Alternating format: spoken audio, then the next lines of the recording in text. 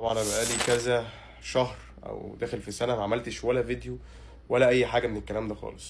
لكن انا دلوقتي في المملكه العربيه السعوديه.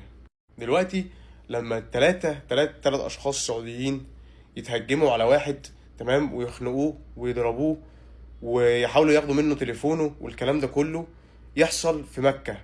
الاثار الخنقه اهو، اهو، تمام، اكيد باين على الرقبه.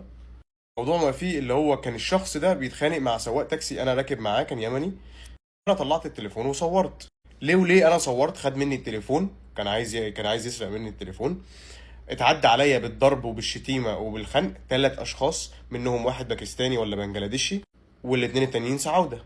لما عرف ان انا مواطن امريكي، واحد منهم جه بقى وحاول يراضيني ويحاول يحاسب لي على التاكس والكلام ده كله، والشخص اللي خنقني خد بعضه ومشي. هل هي بقى دي دولة فيها قانون وفيها حكومة؟ ما هي دي لو دولة فيها قانون وفيها حكومة ودولة متقدمة زي ما انتوا ما بتقولوا، كان حقي جالي.